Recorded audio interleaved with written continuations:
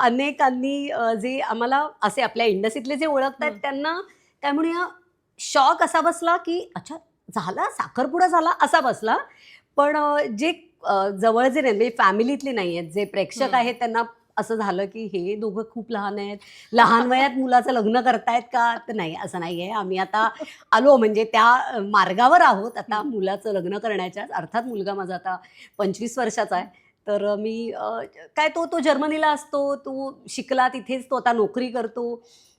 बऱ्यापैकी सेटल आहे अजून त्याला अर्थात काम खूप करायचं आहे, पण तरीही हळू त्या दिशेने वाटचाल आहे. त्यामुळे असं वाटलं की चला साखरपुडा करूया. त्यामुळे ते ते खूप खरंच अचानकच ठरलं. म्हणजे आमच्यासाठी ते अचानकच ठरलं होतं आणि अजिबातच ते कुठेही आम्ही त्याचा गाजावाजा करणार नव्हतो. पण आमची मैत्रीण अमृता कानविलकर हिने एक स्टोरी टाकली आणि ते अर्थात ते सगळ्यांना कळलं. वाईट गोष्ट नाही आहे ती, ती चांगलीच गोष्ट होती, शेअर करण्यासाठीच होती. पण माझा मोठा मुलगा जरा ह्या सगळ्या मीडियापासून जरासा लांब आहे आणि तो थोडासा कॉन्शियस असतो. त्यामुळे त्याला त्याची अशी इच्छा होती की फार त्याचं मोठं काही करूया नको. पण ठीक आहे आता ज्यांना कळलं त्यांचे अर्थात आम्ही आशीर्वाद घेऊन पुढे गेलो. निश्चित, निश्चित. आणि कसं आहे पण त्याच ह्याच्यावर काय म्हणतात ते झालं आणि पटकन तुमचं नाटक येतंय. हां, त्यामुळे मी हां. त्या दिवशी पण तुला म्हणाले, "अरे, खऱ्या आयुष्यात पण तू आता वीण होणार आहेस आणि नाटक पण येतंय तुमचं." सो हे पण खूप छान जुळून आलं. तर मला सांग आधी एक ते विहीण म्हटल्यावर ना खूप अशा तू बुवया कोणाची तरी होणार आहेस, कोणतरी तुझं होणार आहे आणि ते जसं मुलाची आई आणि मुलीची आई थोडा तो हे असतो. मुलीची आई घाबरून असते, "अरे, माझ्या मुलीची सासू कशी असेल?" आणि मुलाची आई घाबरून असते, "माझ्या मुलाला तर ही आपलंसं करणार नाही." या 2 भूमिका असतात. कारण आपण सगळेच त्यातनं गेलेलो आहोत. मनामध्ये तो एक किंतु असतो. आत्ता या घडीला तुझ्या मनात नेमकं काय चाललंय या सगळ्या विहीण या शब्दाविषयी? सगळ्यात आधी मी पर्सनल लाईफबद्दल बोलते, हं. की विहीण जी काही मी झाली आहे, ही भावना फार अ, आनंद देणारी आहे.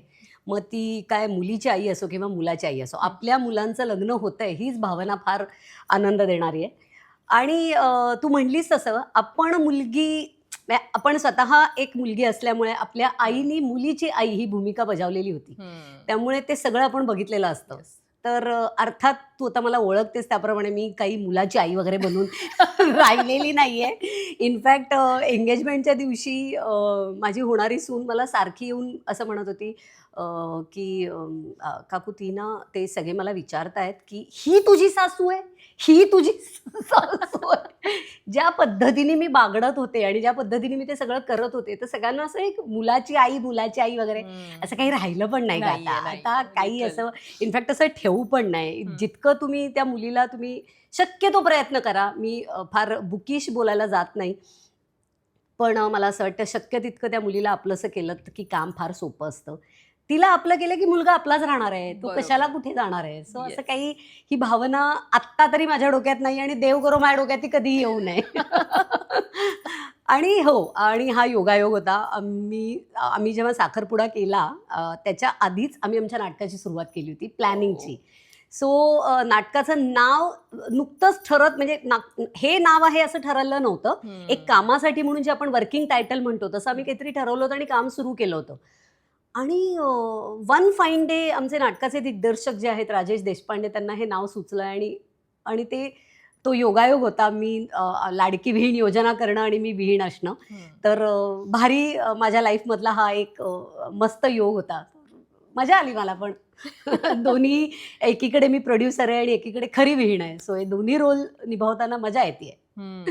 रंगभूमीवर आलंय आता नाटक. हो. त्यामुळे मला एकतर ज्यांनी नाटक पाहिलं नाहीये त्यांच्यासाठी खास तू सांगशील आणि ज्या विहीण म्हणून होण्याच्या तयारीत आहेत, विहीण म्हणून काहीतरी त्यांचं बिनसतंय, खुमसतंय त्यांच्यासाठी तू बोलशील, की तुमचं नाटक नेमकं त्या संकल्पनेला हं. किती साजेसं आहे आणि कशा पद्धतीनं त्या लोकांना याची उत्तरं या नाटकाच्या माध्यमातून मिळतील किंवा एक मनोरंजन ते नाटक कशा पद्धतीनं करतंय? 100% मनोरंजन. कारण कॉमेडी क्वीन निर्मिती सावंत, निर्मिती सावंत नाटकात आहे. त्यामुळे 100% मनोरंजन. 100% मी खात्रीने सांगू शकते, की प्रत्येक बाईला हे नाटक बघितल्यानंतर तिला असं वाटणार आहे, की मला अशी एकतरी विहीण पाहिजे.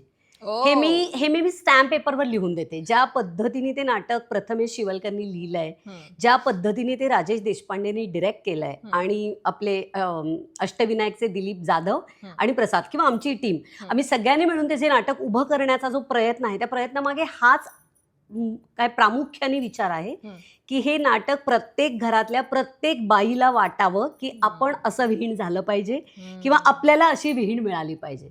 आणि फार गोड नातं आहे दोन विहिणींचं नाटकामध्ये, ज्यातनं मी म्हणलं तसं निर्मितीताई असल्यामुळे 100% करमणूक आहे, पण एक मेसेज आहे हलकासा जो आपल्याला जाता जाता काहीतरी देऊन जातो. त्यामुळे मी खात्रीने सांगेन की तुम्ही हे नाटक बघाल, पैसे वसूल नाटक आहे. बरं, तुझ्या विहीणबाईंनी नाटक पाहिलंय? नाही अजून पाहिलंय. ऍक्च्युली तीचे म्हणजे माझ्या सुनेचे वडील प्रयागराजला असतात आणि त्या तिकडे गेल्या. नाटक ओपन झाल्यापासून त्या तिकडेच आहेत, त्यामुळे त्या आता आल्या इकडे की मी त्यांना घेऊन जाईन. आणि इनफॅक्ट मला ह्या निमित्ताने प्रणाली एक गोष्ट सांगायची. आम्ही नाटकाच्या शेवटी एक काय म्हणू एक अनाउन्समेंट करतो, जी सरप्राईज अनाउन्समेंट आहे. त्यामुळे मी या निमित्ताने या तुमच्या माध्यमातून सगळ्यांना असं सांगेन नक्की की आपापल्या विहिणींबरोबर हे नाटक बघायला जा. एक हलकंसं सरप्राईज आहे. निश्चित, म्हणजे ते सरप्राईज ऐकायला आणि अर्थात बघायला त्याची जास्त मजा येईल. ते लोक ते जातील आणि जसं म्हटलंच तसं. आता पण मला जसं तेच म्हणायचंय की आता आपण थोडा विषय अजून खोल करत जाऊया नाटकाकडनं. कारण मी तुला जसं ओळखते, तर मी म्हटलं जसं इंडस्ट्रीत प्रसादच्या खांद्याला खांदा लावून तू आम्हाला दिसतेस आणि तू त्या पद्धतीनं जबाबदाऱ्या, आपण म्हणतो ना अर्थात नवरा बायकोमध्ये त्या जबाबदाऱ्या विभागल्या ना की ते बॅलन्स होतं लाईफ आणि ते सगळं होतं. पण आत्ता पहिला प्रश्न मला तुला विचारायचा आहे, आज प्रसादला थोडा आपण बाजूला ठेवूया. पहिला प्रश्न तुला की मुलगी, आई, मुलगी, पत्नी, आई आणि सासू, आता ह्या ज्या 4 भूमिका आहेत ना स्त्रीच्या आयुष्यातल्या, खूप महत्त्वाच्या असतात आणि तितक्याच त्या जबाबदारी वाढवत जातात प्रत्येक टप्प्याला. सो ह्या ज्या तुझ्या आयुष्यातले हे जे 4 टप्पे आहेत याच्याविषयी मला तुझ्याकडनं ऐकायला आवडेल. मुलगी ते आता सासू. याच्यामध्ये एक तुझी स्टेप बोलता बोलता नकळत मिस झाली, ती म्हणजे सून. हो, त्यामुळे मला असं वाटतं हा टप्पा तुम्हाला कळला ना, सुनेचा टप्पा कळला की ऑटोमॅटिक सासूचा कळणार आहे. आणि मी मुलगीपासून तुला सांगते, मी अत्यंत वडिलांची लाडकी होते. आणि पूर्वाश्रमीची तू दाते. हो, दाते म्हणजे मंजिरी श्रीधर दाते. Yes, absolutely. आणि मी 2 नंबरची असल्यामुळे वडिलांची लाडकी होते प्रचंड. आणि वडिलांनी मला मुलगी कमी आणि मुलगाच जास्त समजला. मी तशीच होते, जरा धत्तिंग आणि टॉमबॉईशच होते. त्यामुळे मी म्हणेल ते त्यावेळेला जे परवडत होते ते लाड पुरवले गेले. डेफिनेटली फार काही अशी उच्च भ्रूघरातली मी नव्हते. पण अर्थात काय खायला प्यायला कमी नव्हतं, 2 वेळेचं व्यवस्थित खाऊन. वडील जिल्हा परिषदमध्ये होते, आई किर्लोस्करमध्ये होती, त्यामुळे दोघंही नोकरी करत होते. खायला प्यायला व्यवस्थित. तर अशा घरातनं असल्यामुळे ज्या काही किरकोळ माझे हट्ट असायचे तेही पुरवले गेले. माझं लाईफ 360 डिग्री बदललं ते म्हणजे लग्नानंतर. कारण मी ज्या पद्धतीने मुलगी म्हणून वावरत होते ना, ते बदललं. मी अशासाठी म्हणेन की आता आपल्यावर जबाबदारी येणार आहे याची जाणीव एका रात्रीत होते ग. आणि मी तुला सांगते, तो 98 सालचा काळ. आता ती नाही, आता राहिलं नाहीये तसं. आता सगळ्याच मुली किंवा सगळेच मुलाच्या घरचे इतके मिळून मिसळून असतात की कम्युनिकेशन असतं, बॉन्डिंग असतं, आधी फिरतात किंवा एकमेकांशी. पण त्या काळी ना, ते आता आपण सून होणार आहोत याचं गांभीर्य कळेपर्यंत पुढची 2-4 वर्ष निघून जातात आपली ना. सो ते सगळं आणि माझं लग्नही लवकर झालं होतं, त्यामुळे हो, ते मला सांगायचंय. कारण ती यंग सासू आहे, कारण तिचं लग्नच 19व्या वर्षी झालं. म्हणजे आता मी इथे बोलू की नको, कारण तुझ्यात आणि माझ्यात, मला नंतर म्हणलं हिच्यात म्हणजे फार वयाचं अंतर नाहीये. म्हणजे हिचं लग्न खूप लवकर झालंय. हो, लग्न लवकर झालंय आमचं आणि अर्थात पुढचे कार्यक्रमही त्यामुळे लवकर झाले. पण अनुभव माझा मुलगी म्हणूनही अत्यंत ग्रेट होता. आई म्हणून तर अर्थात या नात्याला जगात पर्याय नाही, कितीही कुठलीही नाती आली तरी. त्यामुळे दोन्ही मुलांची आई म्हणून प्रवास उत्तम होता.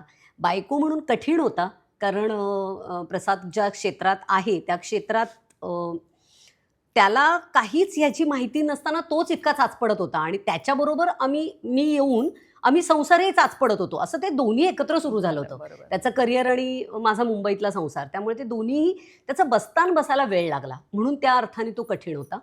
सासू सासूचा सून म्हणून सून तो एक अर्थ- सपोर्ट येस महत्त्वाचा येस असतो आपल्या आणि आमचं सासू-सासऱ्यांना. झालं असं सपोर्ट 100% होता. आमचं झालं असं आम्ही लग्नानंतर एक हार्डली 7-8 महिन्यात मुंबईला शिफ्ट झालो.